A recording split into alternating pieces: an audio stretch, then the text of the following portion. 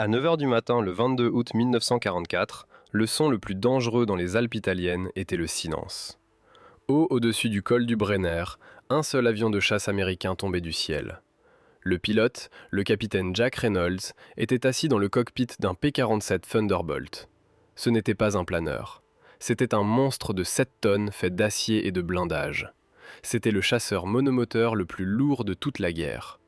Et en ce moment, son moteur massif était mort. L'hélice à 4 pales, qui était habituellement un flou de mouvement, était figée solidement. Elle dépassait à l'avant du nez comme une branche d'arbre mort. Reynolds plongeait vers le fond de la vallée à 300 miles à l'heure. La seule chose qu'il pouvait entendre était le vent sifflant sur la verrière. Il était terrifié. Chaque instant dans son corps lui criait de redémarrer le moteur. Un P-47 sans puissance était techniquement un planeur, mais en réalité, c'était une enclume en chute libre. Le manuel de vol disait que c'était impossible.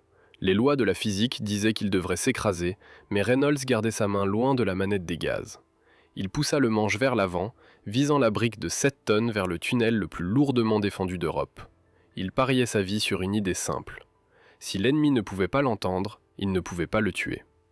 Pour comprendre pourquoi un homme sain d'esprit éteindrait son moteur au milieu d'une zone de guerre, il faut regarder la carte. Le col du Brenner était la veine jugulaire de l'armée allemande en Italie. C'était une vallée étroite et sinueuse qui traversait les montagnes de granit reliant l'Autriche à l'Italie.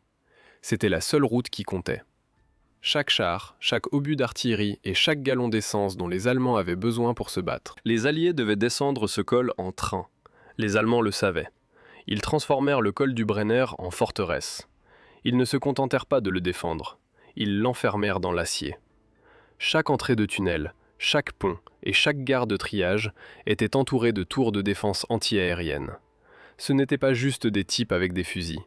C'étaient des batteries de canons de 88 mm et de canons quadruples de 20 mm. Ils dressaient un rideau d'acier explosif si épais que les pilotes américains l'appelaient la fermeture éclair.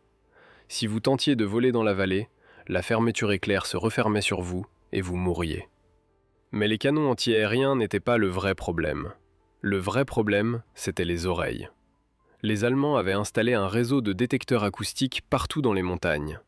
C'étaient des radars acoustiques primitifs. Ils ressemblaient à des trompettes métalliques géantes ou à des tubes à boulonner ensemble pointés vers le ciel. Ils étaient assez sensibles pour entendre un moteur d'avion de chasse à 16 km. Au moment où une patrouille américaine entrait dans la vallée, les détecteurs acoustiques captaient le grondement. Les opérateurs tournaient les manivelles, localisaient la direction et téléphonaient aux batteries antiaériennes.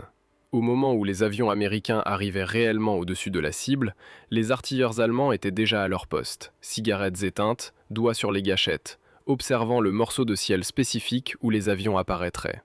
Pire encore, les mécaniciens de train connaissaient la procédure. Quand les sirènes hurlaient, ils accéléraient et conduisaient leurs locomotives dans les tunnels. Les montagnes étaient faites de granit solide. Un train à l'intérieur d'un tunnel était invincible. Vous pouviez lâcher une bombe de 1000 livres sur la montagne et le train ne tremblerait même pas. Les pilotes américains du 57e groupe de chasse étaient frustrés. Ils volaient des centaines de miles, esquivaient la défense antiaérienne et arrivaient juste à temps pour voir le dernier wagon du train disparaître dans la bouche sombre d'un tunnel. Ils combattaient des fantômes. Le capitaine Jack Reynolds en avait assez de combattre des fantômes. C'était un pilote vétéran. Un homme qui avait volé assez de missions pour savoir que les tactiques standards échouaient. Reynolds pilotait le P-47 Thunderbolt, affectueusement connu sous le nom de Jug. C'était le secondeur du ciel. Il n'était pas joli, il n'était pas gracieux. Il était énorme. Quand il était complètement chargé de carburant et de bombes, il pesait autant qu'un bus scolaire. Les pilotes britanniques de Spitfire se moquaient du Jug. Il disait que les Américains avaient appris à une brique à voler. Il disait que si vous vouliez échapper à un chasseur allemand dans un P-47, vous n'aviez qu'à défaire votre harnais et courir autour du cockpit. Mais le Jug avait un avantage. Il était robuste. Vous pouviez le faire voler à travers un mur de briques et il en sortirait de l'autre côté. Il avait un moteur radial à 18 cylindres qui produisait 2000 chevaux. C'était une bête. Mais les bêtes sont bruyantes. Le P-47 était l'un des avions les plus bruyants de la guerre. Vous pouviez entendre le turbocompresseur hurler à des kilomètres. Ce bruit faisait tuer les amis de Reynolds. Chaque fois qu'ils approchaient du col, les détecteurs acoustiques allemands les dénonçaient. Reynolds passait ses nuits au club des officiers, fixant sa bière, essayant de résoudre l'énigme. Comment faire passer un monstre bruyant de 7 tonnes devant un dispositif d'écoute en douce? La réponse lui vint lors d'une patrouille ennuyeuse. Il observa un faucon chassant dans la vallée. L'oiseau ne battait pas des ailes. Il les repliait simplement et plongeait. Il était silencieux. Il était rapide. Il frappait avant que le lapin ne sache même qu'il était là. Reynolds se demanda si un avion de 7 tonnes pouvait faire la même chose. Il emmena son avion pour un vol d'essai derrière les lignes alliées. Il monta à 12 000 pieds. Il regarda ses instruments, puis il tendit la main vers la commande de mélange et la tira complètement en arrière jusqu'à l'arrêt d'alimentation.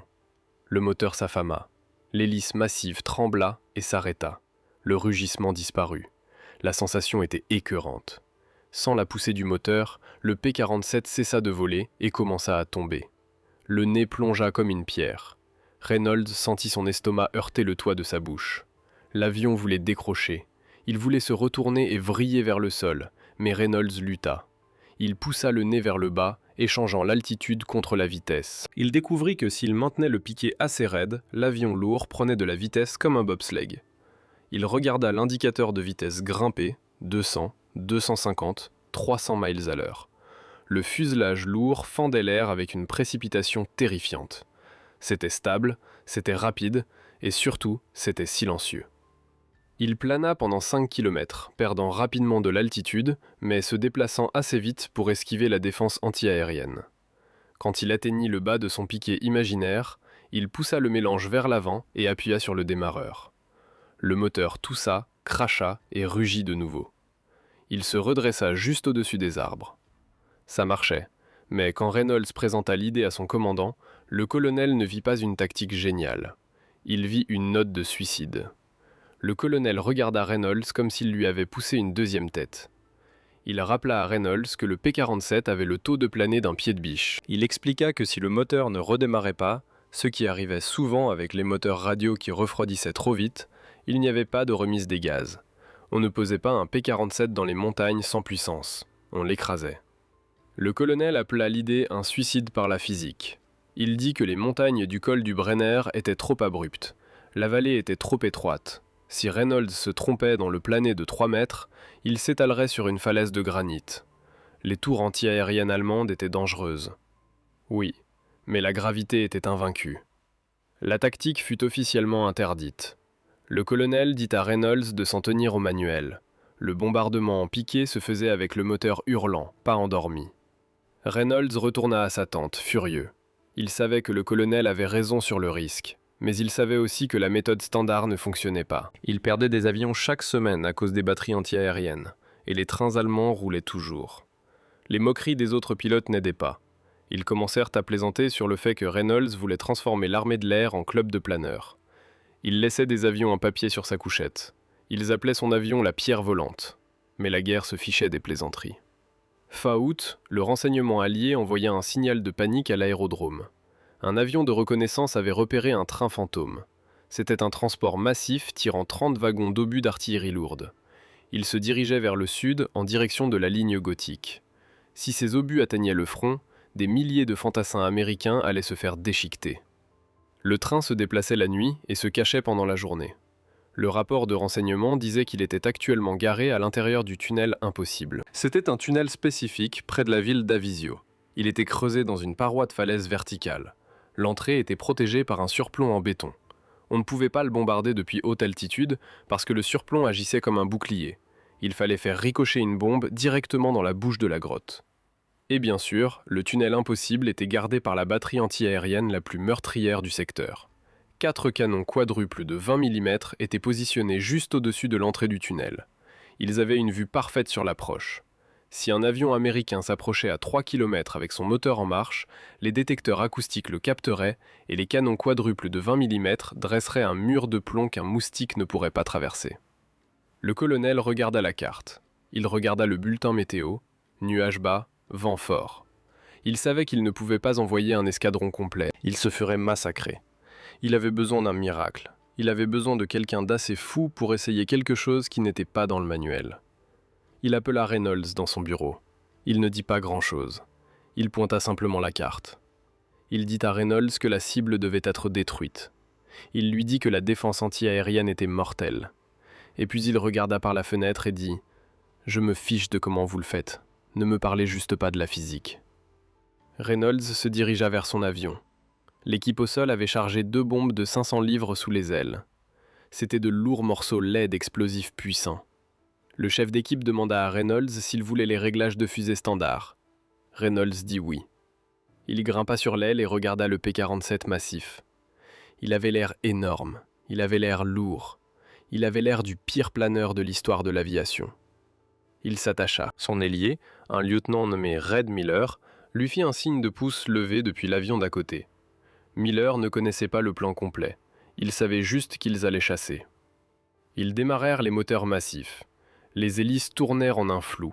Le bruit était assourdissant, un rugissement profond qui secouait le sol. Alors que Reynolds roulait vers la piste, il regarda le levier de commande de mélange. Ce petit bouton rouge était la différence entre la vie et la mort. Il allait faire la seule chose qu'un pilote n'est jamais censé faire. Il allait commettre le péché capital de l'aviation. Il allait éteindre le bruit.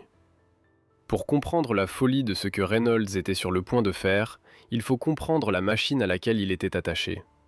Le P-47 Thunderbolt n'était pas un planeur, c'était un char volant. Il était conçu pour faire une chose, aller vite derrière un moteur massif de 2000 chevaux. Au moment où vous enleviez cette puissance, le P-47 cessait d'être un avion et devenait une collection de pièces métalliques lourdes cherchant un endroit où s'écraser. Les pilotes l'appelaient le Jug, parce qu'il avait la forme d'une cruche à lait. Il était épais, large et lourd. Il avait les propriétés aérodynamiques d'un piano à queue. Quand le moteur tournait, l'hélice massive à 4 pales agissait comme une vis géante, griffant l'air et traînant la lourde cellule derrière elle. Mais quand le moteur s'arrêtait, cette même hélice se transformait en frein à air géant. Le vent frappant les pales plates créerait une traînée massive, ralentissant l'avion instantanément et tuant la portance. Reynolds avait appris cela à ses dépens lors de ses séances d'entraînement secrètes. 2 semaines avant la mission, il avait emmené son avion au-dessus de la mer Adriatique, loin des regards indiscrets du colonel. Il voulait voir si la théorie du manche-mort fonctionnait réellement. Il monta à 10 000 pieds, vérifia son parachute et tira le levier de mélange. Le moteur mourut. Le silence fut immédiat et terrifiant. L'avion trembla. Le nez plongea violemment. Reynolds regarda l'altimètre se dérouler comme une horloge avec un ressort cassé. Il perdait 600 mètres par minute.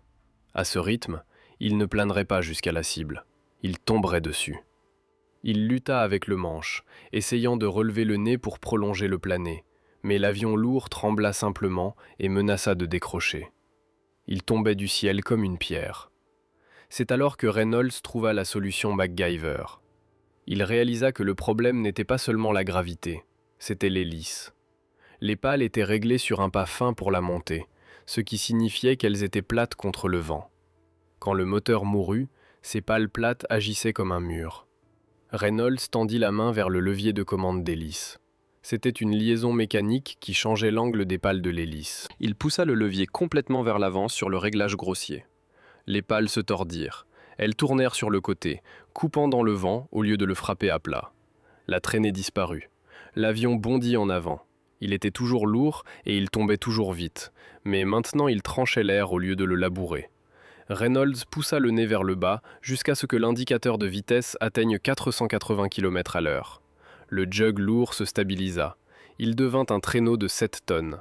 Il était silencieux, rapide et mortellement stable.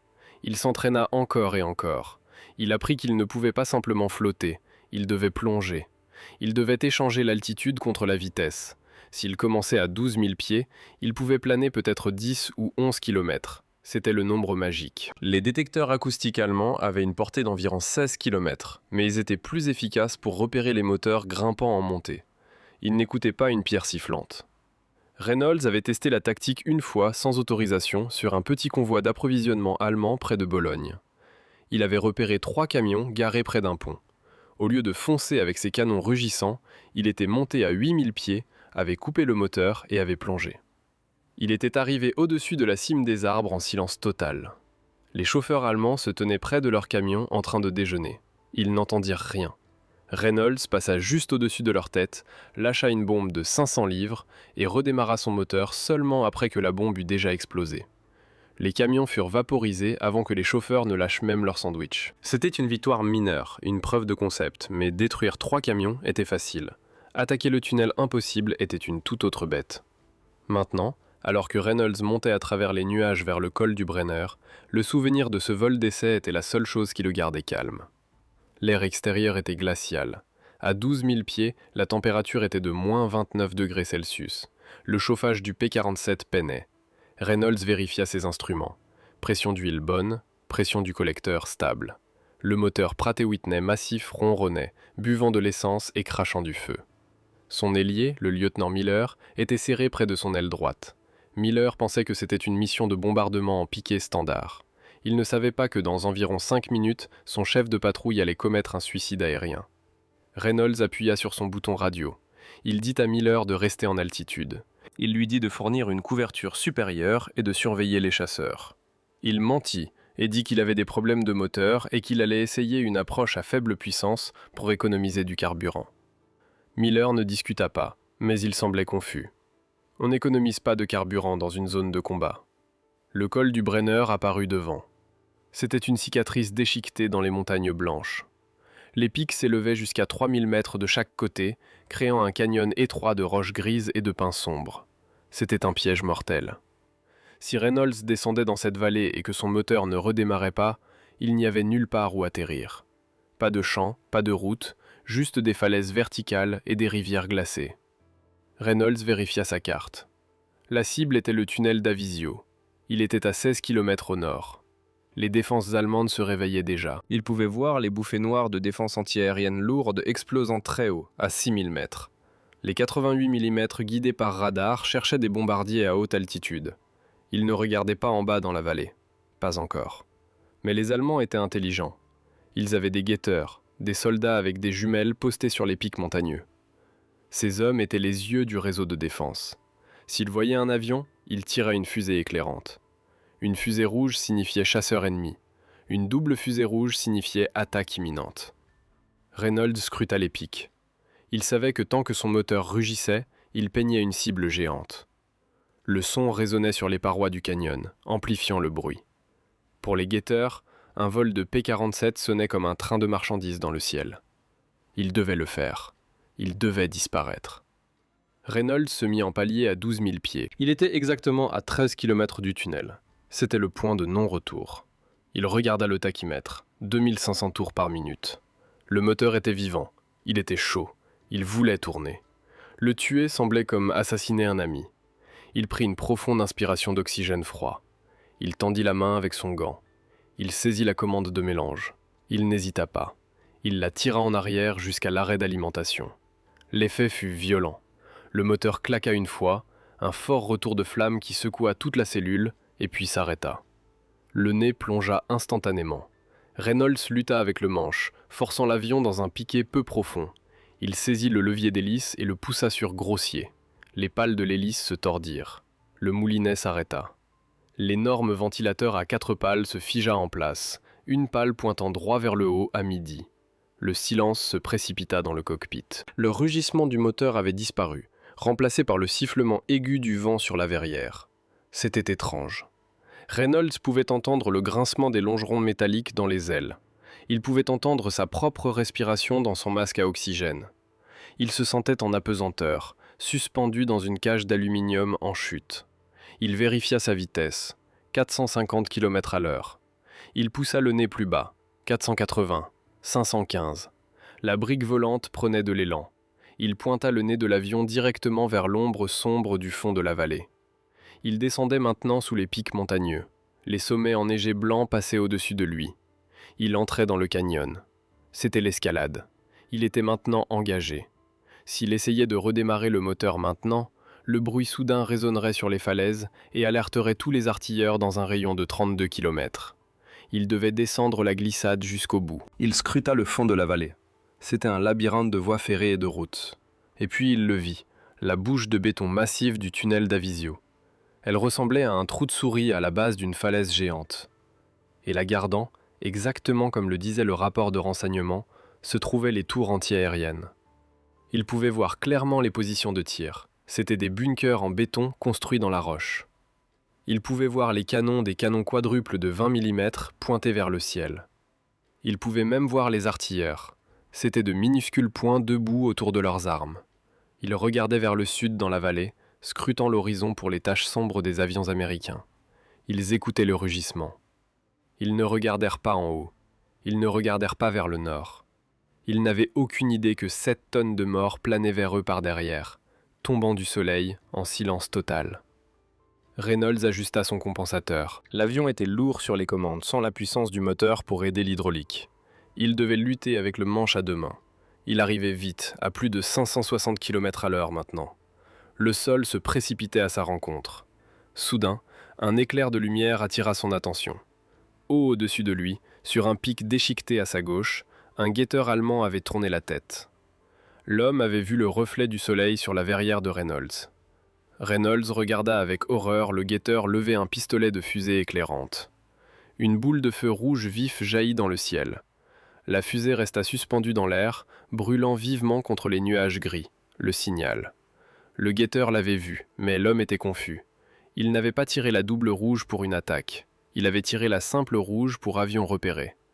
Il pensait probablement que Reynolds était un avion allemand rentrant en boitant avec un moteur mort. La silhouette du P-47 ressemblait un peu au Focke-Wulf 190 allemand de loin. Reynolds retint son souffle.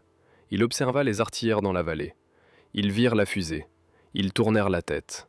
Ils regardèrent le guetteur sur la montagne. Ils étaient confus. Ils commencèrent à pointer le ciel du doigt, se disputant. Ils ne couraient pas vers leurs armes. Ils hésitaient. Cette hésitation était la fenêtre de Reynolds. Il était à 5 km. L'entrée du tunnel grandissait dans son viseur. Il pouvait voir le train. Il était là. Un long serpent noir de wagons d'acier, à moitié caché à l'intérieur de la montagne. La locomotive était profondément enfoncée à l'intérieur, mais les 10 derniers wagons dépassaient encore, exposés. Reynolds aligna le tir.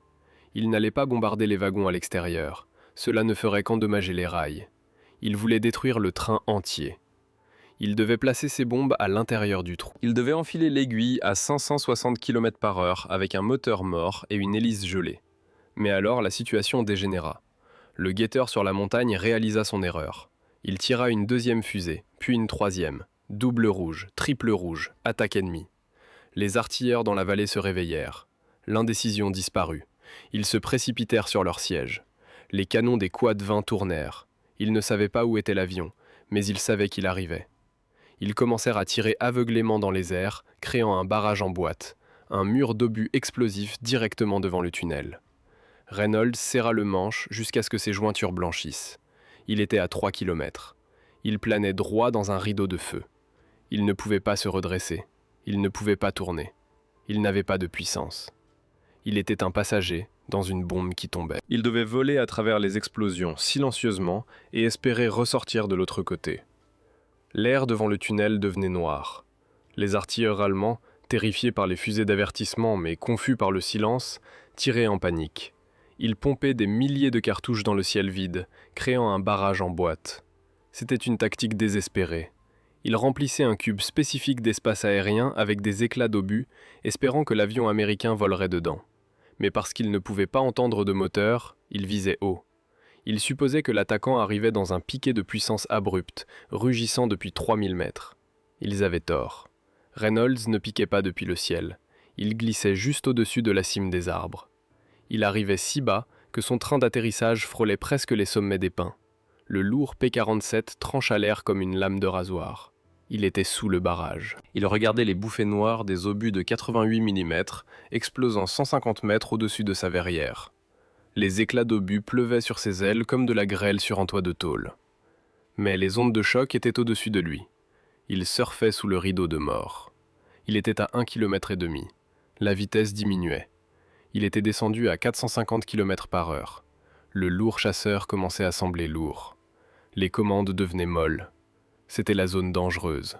S'il devenait trop lent, l'avion de 7 tonnes cesserait de voler et commencerait à tomber. Il décocherait et s'écraserait directement dans les fosses de DCA. Il devait chronométrer cela parfaitement. Il avait besoin d'assez de vitesse pour atteindre le tunnel, larguer les bombes et se redresser. Mais il ne pouvait pas être trop rapide, ou les bombes dépasseraient et s'écraseraient dans la falaise au-dessus du trou.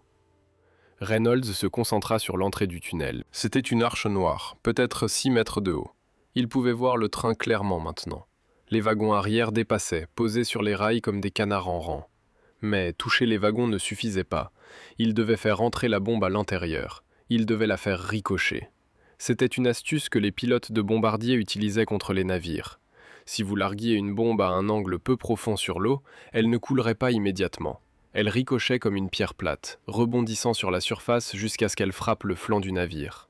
Reynolds allait faire la même chose, mais au lieu de l'eau, il utilisait les rails d'acier et le lit de gravier. Il visa un point à environ 45 mètres devant l'entrée du tunnel, 450 mètres. Le silence tenait toujours.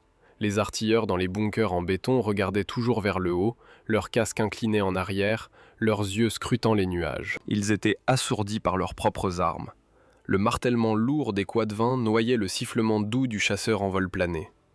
Reynolds était invisible en pleine vue. 270 mètres, il était engagé. Sa main planait au-dessus du levier de largage des bombes. Il retint son souffle. Il pointa le nez de l'avion directement sur le gravier entre les rails. Il attendit. Il devait être proche. À bout portant, 180 mètres. Il pouvait voir les rivets sur les wagons. Il pouvait voir l'expression stupéfaite sur le visage d'un chargeur allemand qui leva les yeux par hasard et vit un monstre de 7 tonnes flotter vers lui à 320 km/h. Le soldat laissa tomber sa caisse de munitions. Sa bouche s'ouvrit pour crier, mais c'était trop tard. Maintenant, Reynolds tira le levier de largage. 2 bombes de 225 kg tombèrent des ailes. Le P-47 bondit vers le haut instantanément. Perdre 450 kg de poids mort changea la physique du planeur. Le nez voulait se cabrer. Reynolds le combattit, poussant le manche vers l'avant pour garder l'avion à niveau. Il regarda les bombes tomber. Elles touchèrent le sol parfaitement. Elles n'explosèrent pas à l'impact. Elles étaient réglées avec des fusées à retardement. 4 secondes. Elles s'écrasèrent dans les traverses de chemin de fer, soulevèrent un nuage de poussière et ricochèrent. Elles rebondirent 1 fois, 2 fois, 3 fois. Elles volèrent dans les airs comme des pierres ricochées, franchissant les derniers mètres et disparaissant dans l'obscurité noire de l'entrée du tunnel. Elles étaient à l'intérieur. Reynolds n'attendit pas de voir l'explosion. Il avait un plus gros problème. Il était maintenant à 60 mètres du sol, se déplaçant à 320 km/h, se dirigeant droit vers une falaise de granit verticale, et son moteur était mort. C'était le moment dont le colonel l'avait averti, la partie suicide du plan. Il devait transformer une brique qui tombait en avion en moins de 3 secondes. Reynolds poussa le contrôle du mélange sur Rich. Il poussa la manette des gaz vers l'avant. Il appuya sur l'interrupteur de démarrage. Rien ne se passa. L'hélice était toujours gelée en pas grossier, coupant l'air. Le démarreur électrique gémit, essayant de faire tourner le massif moteur de 18 cylindres contre la force du vent. Les pales de l'hélice tournèrent lentement, combattant la résistance. Mais le moteur ne démarra pas. Il était froid. L'huile était épaisse. Le carburant n'avait pas encore atteint les cylindres. Reynolds fixait la falaise. Elle remplissait son pare-brise. Il pouvait voir les fissures individuelles dans le granit. Il allait mourir. Il allait s'écraser dans la montagne comme un insecte sur un pare-brise. Il hurla dans son masque à oxygène. Il pompa l'amorceur. Il pria le dieu de la puissance. « Démarre, salaud !» Et alors le miracle se produisit. Un cylindre s'alluma. Une bouffée de fumée noire jaillit de la cheminée d'échappement. Puis une autre, puis 5. Le moteur démarra avec un rugissement violent qui secoua toute la cellule. L'hélice se brouilla en mouvement. Reynolds poussa le levier d'hélice en pas fin pour obtenir de la prise. Le moteur hurla alors qu'il montait à 2500 tours par minute. Le P-47 se réveilla. Le couple était massif. L'avion se tordit vers la gauche. Reynolds écrasa la pédale de gouvernail et tira le manche dans son ventre. Le lourd chasseur gémit sous la force G. Le nez se cabra. Le ventre de l'avion dégagea le sommet de la tour de DCA de quelques centimètres. Le souffle de son propre sillage fit voler les casques des artilleurs allemands. Il monta à la verticale. Il grimpa droit le long de la face de la falaise. Le moteur hurlant à pleine puissance d'urgence. Il était une fusée maintenant. Et juste au moment où il franchit le bord du canyon, la détonation frappa. La montagne trembla. À l'intérieur du tunnel, les 2 bombes détonèrent. Mais elles ne firent pas seulement exploser quelques mètres de voie. Elles déclenchèrent une réaction en chaîne. Le train transportait des obus d'artillerie, des explosifs puissants. Quand les bombes de Reynolds explosèrent, Elles firent détonner le premier wagon. Ce wagon fit détonner le deuxième et le troisième. La pression à l'intérieur du tunnel n'avait nulle part où aller. Elle ne pouvait pas monter à travers la montagne, elle ne pouvait pas descendre, elle devait sortir. Le tunnel se transforma en un canon géant. Une massive langue de feu orange jaillit de l'entrée du tunnel. On aurait dit un dragon crachant des flammes. L'onde de choc était si puissante qu'elle désintégra l'entrée en béton. Elle souleva les wagons qui étaient encore à l'extérieur du tunnel et les jeta à travers la vallée comme des jouets. La tour de DCA, celle avec les mortels canons Quad 20 qui avaient gardé l'entrée pendant 2 ans, fut effacée. La tempête de feu engloutit le bunker. Les artilleurs qui regardaient le ciel furent vaporisés instantanément. Ils ne surent jamais ce qui les tua. Ils n'entendirent jamais le moteur jusqu'à ce qu'il rugisse au-dessus de leur tête, et à ce moment-là, ils étaient déjà des hommes morts. Reynolds, grimpant à 900 mètres, sentit l'onde de choc frapper son avion. C'était comme si une main géante avait frappé sa queue. Le P-47 tressauta et vacilla. Il regarda par-dessus son épaule. Un champignon de fumée noire et de poussière jaillissait du fond de la vallée, s'élevant plus haut que les parois du canyon. L'entrée du tunnel avait disparu. Le train avait disparu. La voie avait disparu. Au-dessus, son ailier, le lieutenant Miller, regarda toute la scène avec incrédulité. Il avait vu Reynolds plonger dans la vallée et disparaître. Il avait attendu l'écrasement. Il avait attendu la boule de feu, qui signifiait que son chef de patrouille s'était écrasé dans le granit. Au lieu de cela, il vit la montagne exploser, puis il vit la forme argentée du jug jaillir de la fumée comme un phénix. Miller appuya sur son micro. Sa voix tremblait. « Bon sang, Jack, tu n'as pas juste touché le tunnel, tu as déplacé la montagne !» Reynolds ne répondit pas immédiatement. Il était occupé à essayer de calmer ses mains tremblantes. Il ramena le pas de l'hélice. Il appauvrit le mélange. Il vérifia ses instruments. Tout était au vert. La bête était vivante. Il se mit à niveau à 4500 mètres. De retour dans la sécurité de l'air raréfié, il regarda le col du Brenner une dernière fois. La fumée continuait de jaillir du trou dans la montagne. Elle brûlerait pendant des jours. La ligne ferroviaire était coupée. Les munitions qui devaient tuer des Américains sur la ligne gothique n'étaient maintenant que de la ferraille et des cendres. Reynolds appuya finalement sur son micro. Sa voix était sèche, rauque, mais stable. « Cible détruite. Rentrons à la maison. Je pense que je les ai réveillés. » Le vol de retour à la base fut silencieux. Reynolds ne fit aucun tonneau de victoire. Il ne rasa pas la tour. Il vola juste droit et à niveau, écoutant le ronronnement du moteur. Il n'avait jamais aimé ce son plus qu'il ne l'aimait maintenant. Le silence du vol plané avait été excitant, mais le bruit du moteur était la vie. Quand il atterrit sur le terrain d'aviation, l'équipe au sol attendait. Ils avaient entendu les bavardages radio. Ils savaient que quelque chose de grand s'était passé. Reynolds roula jusqu'à son abri et coupa le moteur. L'hélice ralentit et s'arrêta. Le silence revint, mais cette fois c'était un silence sûr. Reynolds sortit du cockpit. Sa combinaison de vol était trempée de sueur. Même si l'air en altitude était glacial, ses genoux étaient faibles. Il s'assit sur l'aile un moment, respirant simplement. Il regarda la massive hélice à 4 pales. Il tapota la pale d'aluminium froide. La Jeep du colonel s'arrêta dans un crissement à côté de l'avion. Le colonel sauta dehors. Il regarda Reynolds. Il regarda les supports de bombes vides. Il regarda l'ailier, Miller, qui venait d'atterrir et courait, agitant les bras et criant à propos d'un volcan. Le colonel s'approcha de Reynolds. Il avait un air sévère sur le visage. Il était l'homme qui avait interdit la tactique. Il était l'homme qui l'avait appelé suicide. Il était l'expert qui disait qu'un P-47 ne pouvait pas planer. « Eh bien, demanda le colonel, avez-vous survécu à la physique ?» Reynolds alluma une cigarette. Sa main tremblait légèrement, mais il réussit à sourire. « La physique a bien fonctionné, colonel, dit-il.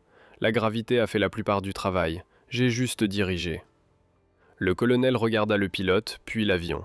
Il secoua la tête.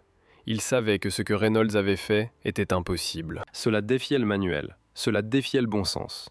Mais il savait aussi que le tunnel impossible avait disparu. Le train impossible avait disparu. Et le pilote impossible était assis sur son aile, fumant une Lucky Strike. « Ne le refais jamais, dit le colonel, essayant d'avoir l'air en colère, mais échouant complètement. Et bon travail, Jack, sacré bon travail. » Mais l'histoire ne se termina pas sur la piste. L'attaque moteur-mort n'était pas juste un coup d'un jour. Reynolds avait prouvé que les défenses allemandes avaient un angle mort fait de silence. et dans les messes et les salles de briefing du 57e groupe de chasse, les autres pilotes écoutaient. Les moqueries avaient disparu. Les blagues sur le club de planeurs s'arrêtèrent. Ils commencèrent à poser des questions. À quelle vitesse faut-il piquer? Quel est le meilleur pas d'hélice?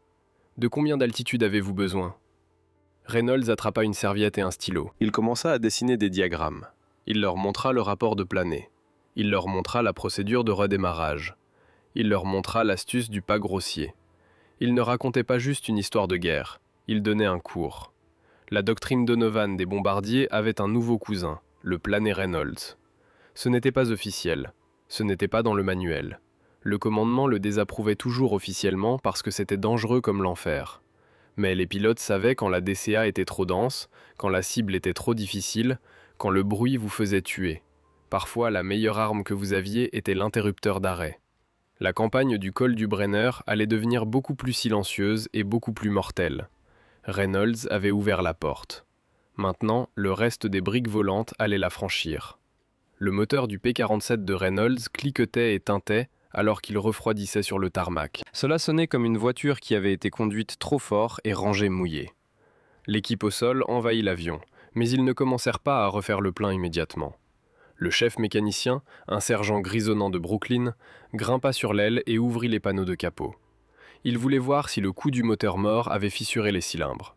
Le refroidissement rapide était un tueur pour les moteurs radio. Quand vous coupez la puissance à 3600 mètres et plongez dans l'air glacial, le métal se contracte, il rétrécit.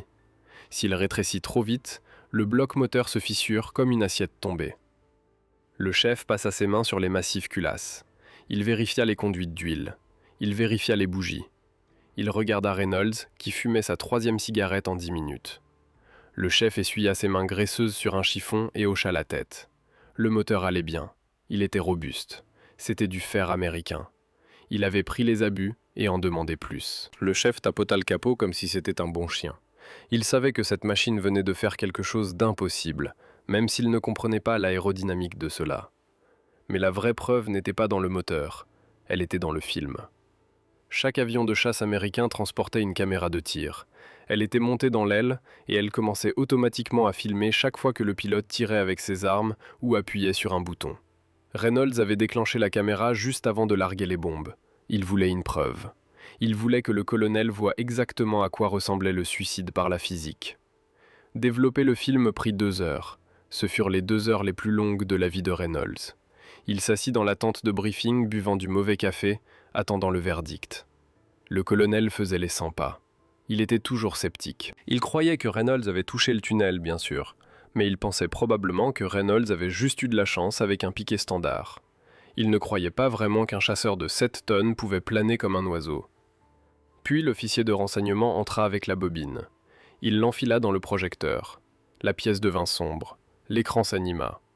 Le film était granuleux, noir et blanc et silencieux, et le silence était la bande-son parfaite. Les images commencèrent en hauteur. Elles montraient le nez du P-47 pointant vers la vallée.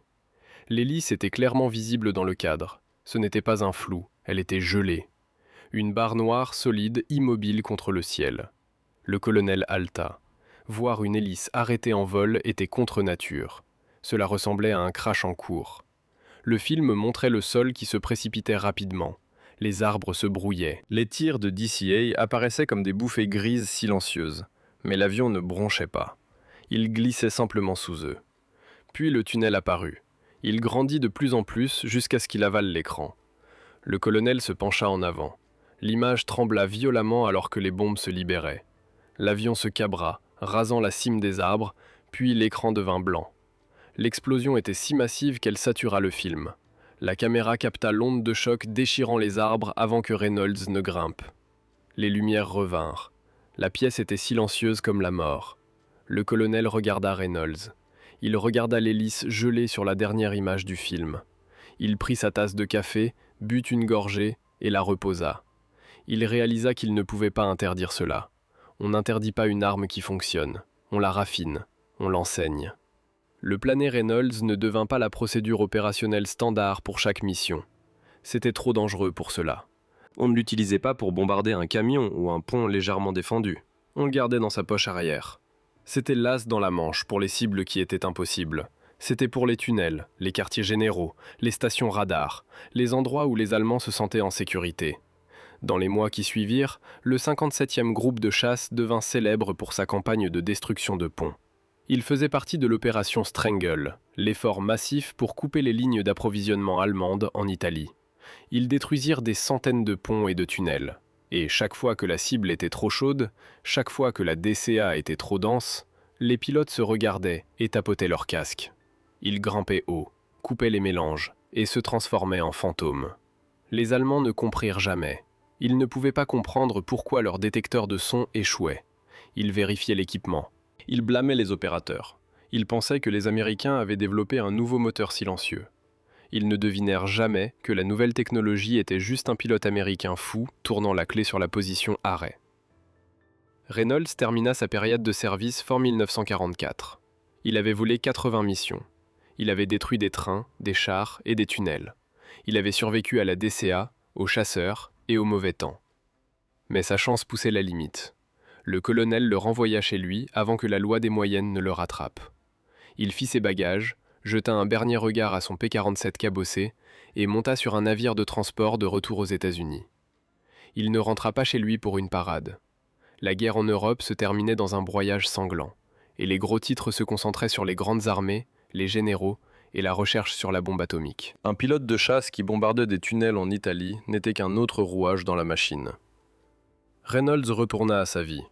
Il enleva l'uniforme et mit un costume. Il obtint un emploi comme ingénieur pour une compagnie d'aviation civile. Il vécut une vie tranquille. Il éleva une famille. Il tondait sa pelouse le dimanche. Il réparait les voitures de ses voisins. Il était un type normal dans une banlieue normale. Quand les gens lui demandaient ce qu'il avait fait pendant la guerre, il disait généralement juste « J'ai piloté des chasseurs ». Il ne leur parlait pas du plané. Il ne leur parlait pas du silence. C'était trop difficile à expliquer. Comment dire à quelqu'un que le moment le plus terrifiant de votre vie était paisible? Comment expliquer que tomber du ciel dans une brique de 7 tonnes ressemblait à la liberté? Reynolds mourut en 1985. Il avait 68 ans. Ses funérailles furent simples. Quelques-uns des vieux gars du 57e se présentèrent.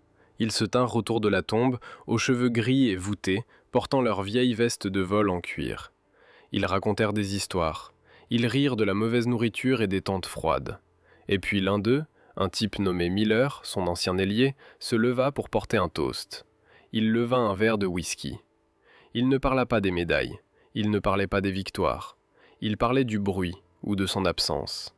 À Jack, dit Miller, la voix brisée, le seul pilote que j'ai jamais connu qui pouvait se taire assez longtemps pour gagner une guerre. Le P-47 Thunderbolt est aujourd'hui considéré comme une brute. Il est suspendu dans les musées, un bloc massif d'aluminium et d'acier. Les gens le regardent et ils voient la puissance. Ils voient les 8 mitrailleuses dans les ailes. Ils voient les supports de bombes. Ils lisent la plaque qui indique 2000 chevaux vapeur. Ils imaginent le rugissement. Ils imaginent le bruit qui faisait trembler le sol. Ils ne voient pas le planeur. Ils ne savent pas qu'à l'intérieur de cette bête de métal se trouve l'âme d'un faucon. Ils ne savent pas que par un matin froid de 1944, cette machine a fait quelque chose qui défiait sa propre nature. Elle est devenue sans poids. Elle est devenue invisible. Nous sauvons ces histoires pour nous assurer que le capitaine Jack Reynolds ne disparaisse pas dans le silence. Nous les racontons parce que l'histoire est bruyante. L'histoire est pleine d'explosions et de discours et de moteurs rugissants. Mais parfois, les moments les plus importants sont les moments silencieux. Parfois, le héros n'est pas celui qui crie le plus fort.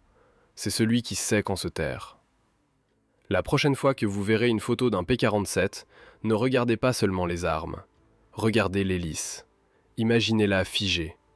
Imaginez le vent sifflant sur la verrière. Imaginez le courage qu'il a fallu pour tendre la main et couper le moteur, pour faire confiance à la physique, et pour tomber dans la vallée de l'ombre de la mort sans faire le moindre bruit. C'est l'héritage de la course fantôme. C'est le son de la victoire.